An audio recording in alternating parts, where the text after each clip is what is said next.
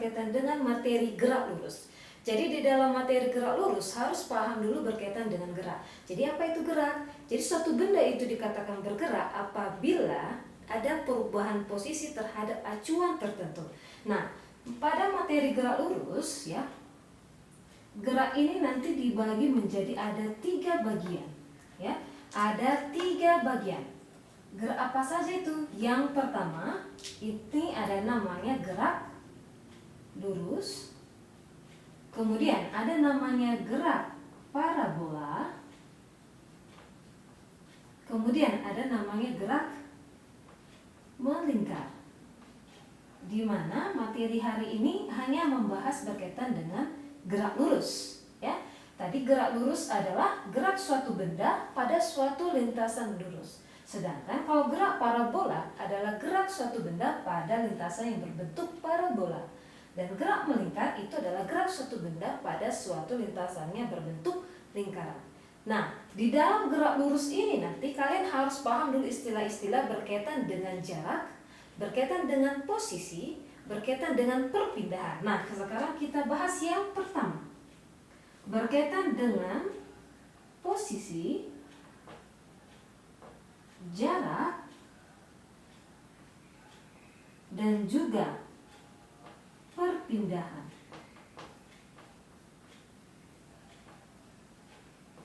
Jadi ada posisi, jarak, dan juga perpindahan. Nah, sekarang kita bahas yang pertama. Yang pertama itu adalah berkaitan dengan posisi. Posisi suatu benda itu bisa berubah-ubah. Jadi kalau posisi ini bergantung terhadap acuan tertentu, ya. Kemudian yang kedua, ini ada berkaitan dia dengan yang namanya jarak. Jarak ini merupakan panjang seluruh lintasan yang ditempuh. Ingat ya, jarak ini merupakan panjang seluruh lintasan yang ditempuh. Nah, kemudian yang ketiga ada namanya perpindahan. Ya, ada yang namanya perpindahan.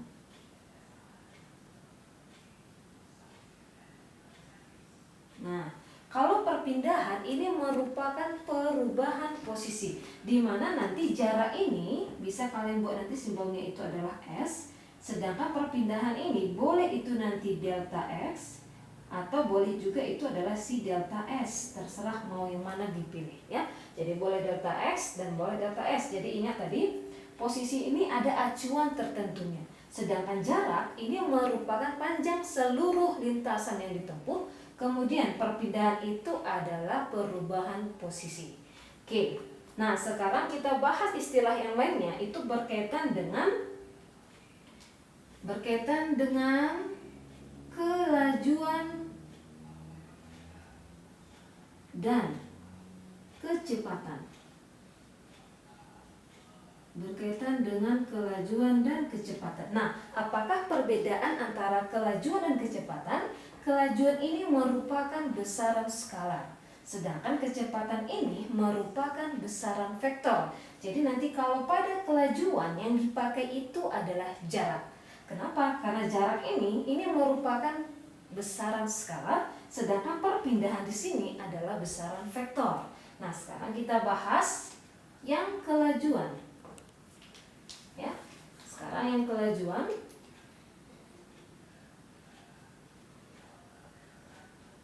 Nah, kelajuan ini tadi adalah ini disimbolkan dengan V, ya. Ini disimbolkan dengan V. Alat ukur daripada kelajuan itu namanya speedometer. Ini biasanya yang di sepeda motor, ya. Untuk menghitung daripada kelajuan ini adalah jarak dibagi waktu, ya. Jarak dibagi waktu itu adalah kelajuan. Ingat tadi kelajuan ini merupakan besaran skala, di mana jarak ini juga merupakan besaran skala. Jadi ingat S ini tadi adalah jarak, sedangkan T ini adalah waktu. Ya, sedangkan V di sini adalah kelajuan. Nah, yang berikutnya ini kita bahas berkaitan dengan kecepatan. Kecepatan ini simbolnya itu juga sama-sama dengan kelajuan, yaitu adalah V. Tetapi alat untuk mengukur kecepatan suatu benda itu namanya adalah velocitometer. Ya, tadi kelajuan adalah speedometer, kecepatan itu adalah velocitometer. Nah, di dalam kecepatan ini yang dipakai itu adalah perpindahan. Jadi kecepatan itu adalah perpindahan dibagi waktu. Tadi perpindahan itu adalah delta S. Jadi boleh kita buat kecepatan itu sama dengan perpindahan dibagi waktu. Ini namanya adalah kecepatan. Tapi nanti kalau dibilang tentukanlah kecepatan, kalau dibilang itu adalah kecepatan rata-rata, ya, kalau dibilang kecepatan rata-rata, maka yang dipakai sini adalah perubahan posisinya tadi atau perpindahannya tadi itu dibagi selang waktu, ya, dibagi dengan selang waktu. Jadi selang waktu itu disimbolkan dengan delta T.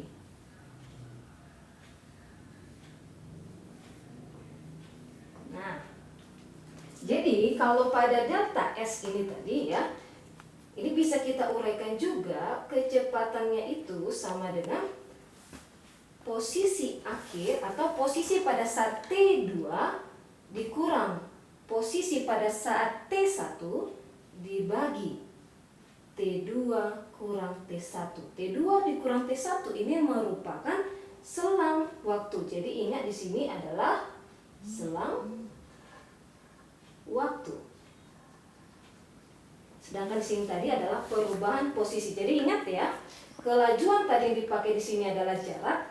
Kalau kecepatan di sini dipakai itu adalah perpindahan.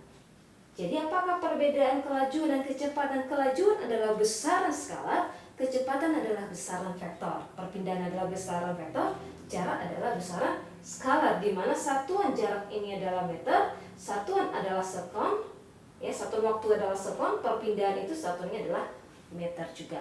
Di mana kecepatan ini, ya, kecepatan rata-rata ini satuannya nanti dalam meter per sekon. Nah, yang ketiga kita bahas ini berkaitan dengan percepatan. Ya, kita bahas ini adalah percepatan atau disimbolkan ini adalah A, diambil dari bahasa Inggris, yaitu adalah acceleration. Ya, jadi percepatan suatu benda ini, ya, ada nanti namanya percepatan. Ya, ada namanya percepatan rata-rata. Jadi kalau percepatan di sini yang dipakai itu adalah kecepatan, bukan kelajuan. Jadi percepatan ini yang dipakai adalah kecepatan. Kenapa? Karena ini adalah besaran vektor. Jadi percepatan ini dari simbolnya adalah A, itu sama dengan perubahan kecepatan per selang waktu. Ini kalau nanti ditanya itu adalah kecepatan rata-rata, di mana ingat ini adalah vektor, kecepatan juga di sini adalah vektor. Ingat percepatan ini satuannya itu di dalam meter per sekon pangkat 2, ya. Ini meter per sekon kuadrat, ini meter per sekon, ini adalah waktu. Nah, sekarang kita ambil contohnya, ya, misalkan ada contoh soal, ya. Contoh soal katanya seperti ini. Budi mengendarai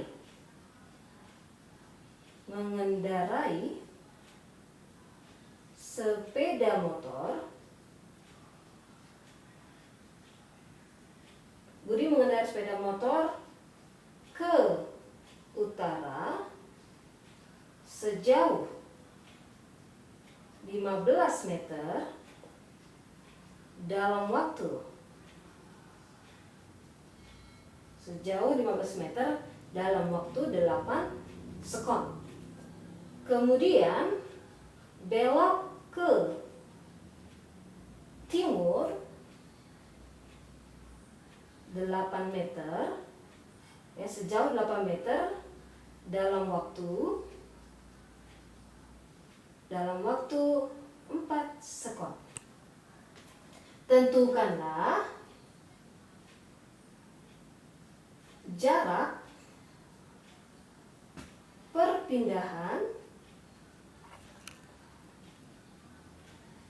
kelajuan dan kecepatan.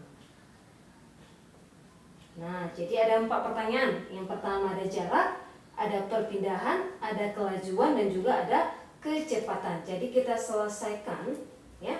Perhatikan, tadi katanya ke utara sejauh 15 meter dalam waktu 8 sekon. Kemudian ke timur, belok ke arah timur sejauh 8 meter dalam waktu 4 sekon. Jadi kita buat gambarnya. Kita misalkan ke arah utara.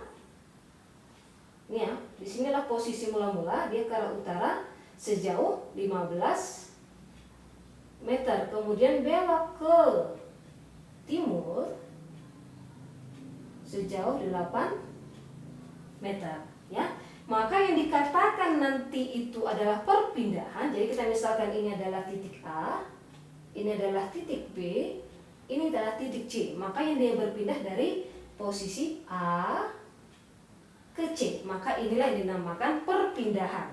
Kalau sedangkan jaraknya itu, ya, kalau jaraknya itu adalah panjang seluruh lintasan. Berarti berapa lintasan yang ditempuhnya, itulah jaraknya.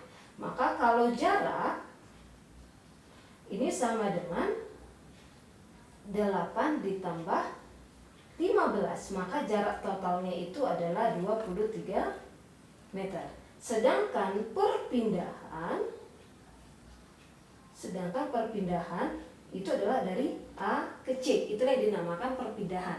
Jadi AC ini bisa kita pakai dengan dalil Pythagoras. Jadi AC kuadrat ini sama dengan akar dari AB kuadrat tambah BC kuadrat.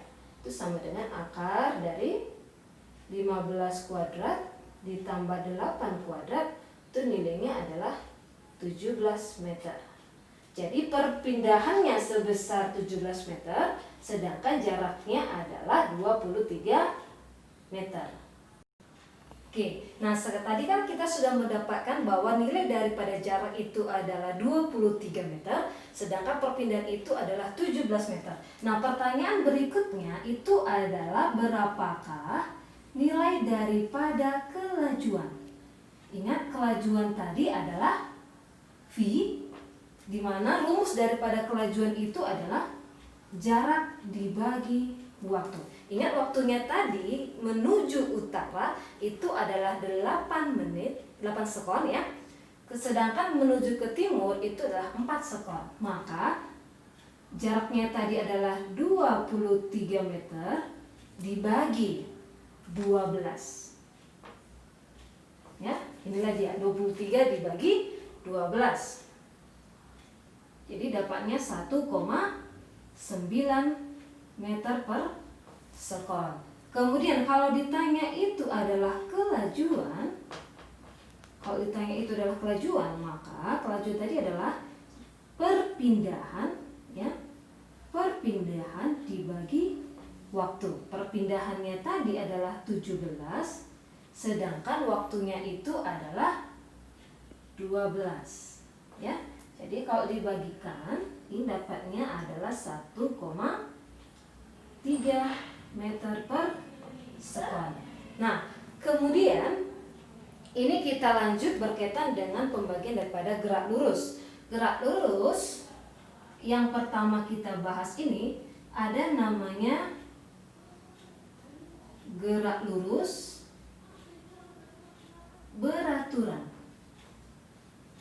Ada namanya gerak lurus beraturan atau GLB, ya. Gerak lurus beraturan atau GLB. Jadi kalau gerak lurus beraturan ini nanti ada syaratnya. Yang pertama syaratnya itu adalah, ingat, gerak lurus beraturan adalah gerak suatu benda pada suatu lintasan lurus dengan kecepatan konstan dan percepatannya itu adalah 0. Sehingga kecepatannya di sini bernilai konstan atau itu namanya adalah tetap, dan percepatan itu adalah 0. Ingat, V ini adalah velocity, A ini adalah akselerasi. Ya, jadi kecepatannya konstan, sedangkan percepatannya itu bernilai 0. Kalau pada gerak lurus beraturan, ada nanti rumus yang kita jumpai itu adalah jarak itu sama dengan kecepatan dikali waktu, ya. Jarak sama dengan kelajuan dikali waktu. Ingat ya, V di sini ini adalah kelajuan. Oke. Jadi ini adalah jarak sama dengan kelajuan dikali waktu. Nah, kemudian rumus berikutnya itu ada lagi delta S, di mana tadi adalah ini adalah perpindahan, itu sama dengan V kali T, ya. Jadi S sama dengan V kali T, di sini adalah jarak, ini adalah kelajuan. Kemudian delta S ini adalah perpindahan, V di sini adalah kecepatan. Itu nanti perbedaannya. Ya. T ini adalah time, itu dalam satuan sekon. Oke. Nah, sekarang contohnya, misalkan, ya, contohnya, Budi, ya, Budi mengendarai, ya, Budi lagi ya, Budi mengendarai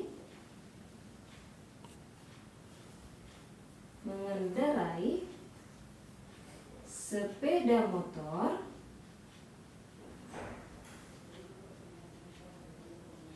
dengan kelajuan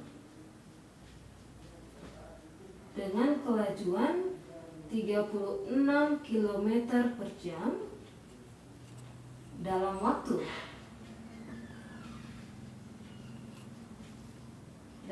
10 menit. Tentukan jarak yang ditempuh.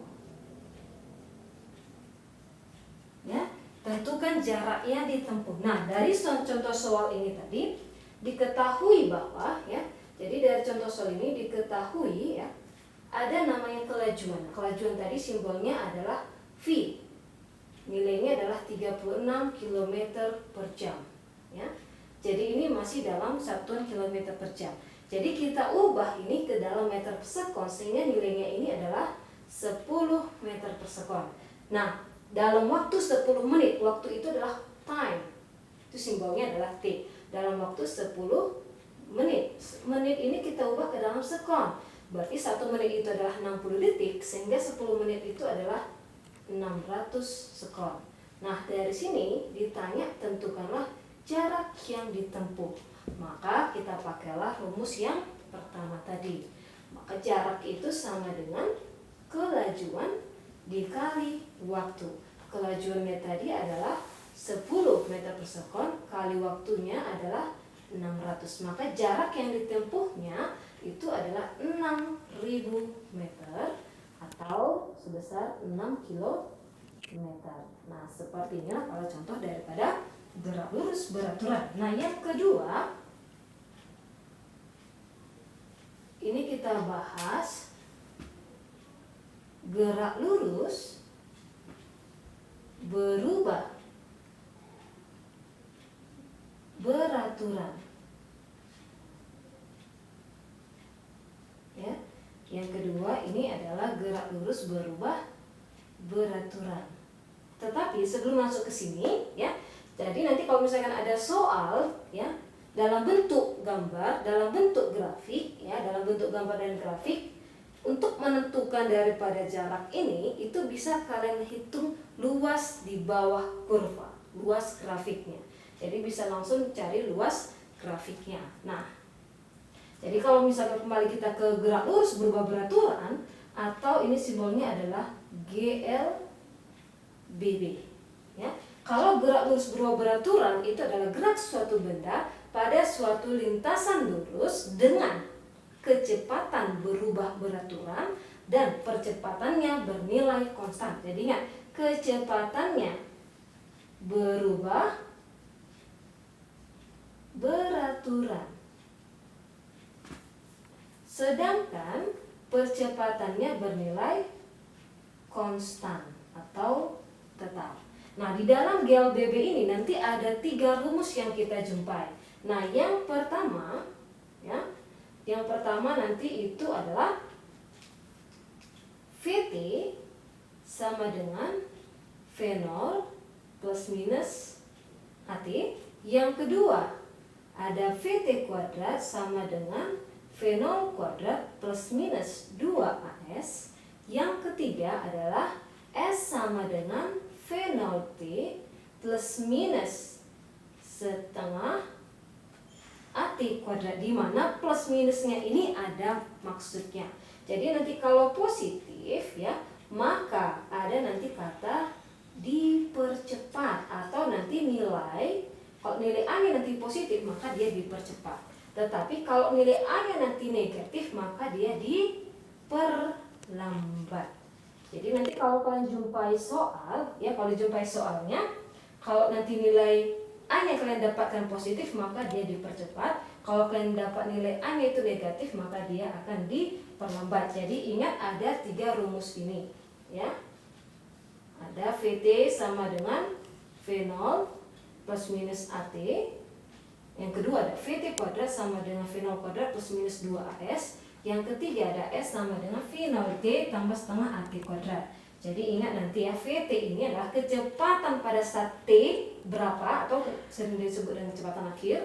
V0 ini adalah kecepatan awal, A ini adalah percepatan, T ini adalah waktu, S ini adalah jarak dalam satuan meter. Jadi nanti kalau misalkan ada kata mula-mula diam, kalau nanti ada kata mula-mula diam, maka kecepatan awalnya itu langsung sama dengan 0. Oke,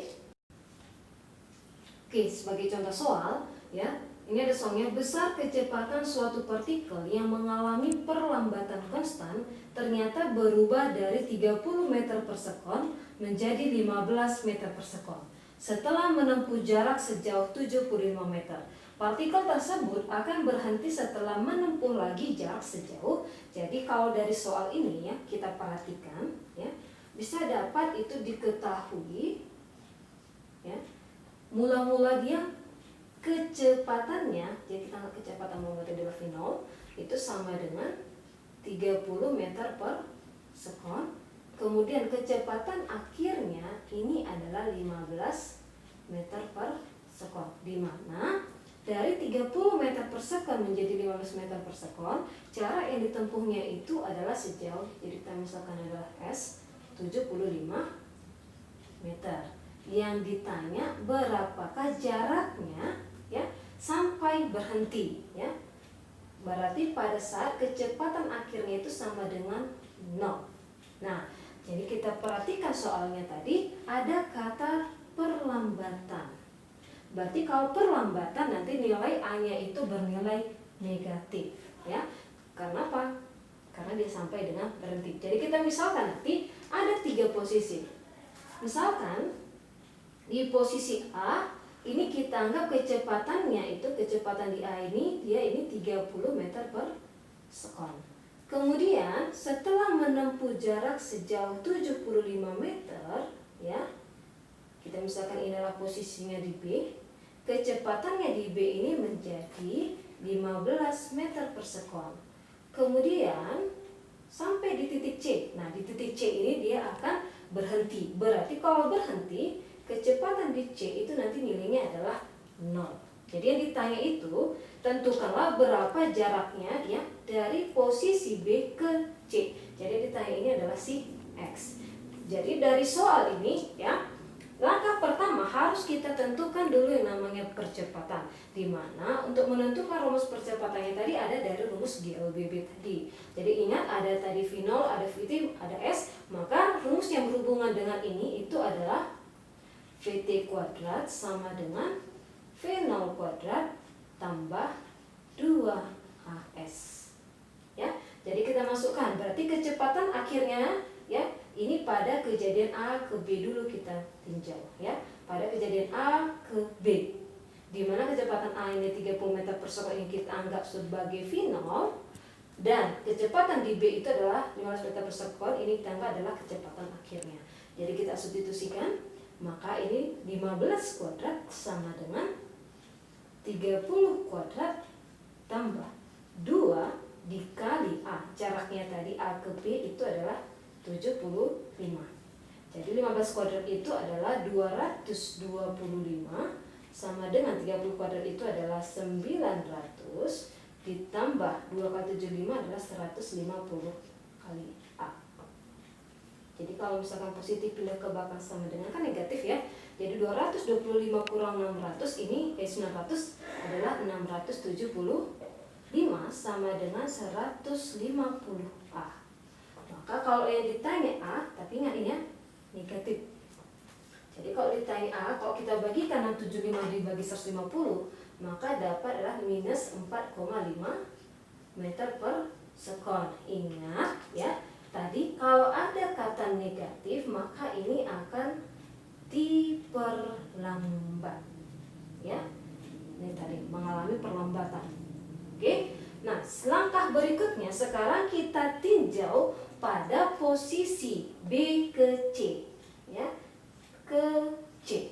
Berarti kalau B ke C, yang kecepatan mula-mulanya itu menjadi yang ini VB, kecepatan akhirnya itu menjadi VC. Maka kalau ditanya jarak yang ini, kita masukkan lagi ke rumus yang sama. Berarti VT kuadrat sama dengan V0 kuadrat tambah 2AS. Kan gitu ya. Jadi kalau kita substitusikan nilainya, ingat VT-nya akhirnya menjadi 0 sama dengan V0 kuadratnya menjadi 15 kuadrat tambah 2 kali A-nya tadi kita dapat adalah minus 4,5. S-nya adalah yang ditanya. Kan gitu ya. 15 kuadrat. Ini nilainya adalah 225. 2 kali minus ini adalah minus 9S. Kalau ini kita pindahkan ke belakang sama dengan menjadi positif ya. Berarti 9S ini sama dengan 225. Maka S ini nilainya adalah 25 meter. Maka jarak yang ini, jarak partikel ini sampai dengan berhenti itu adalah sejauh 25 meter. Bagaimana? Bisa dipahami dengan materi gerak lurus? Oke, sampai ketemu di video selanjutnya.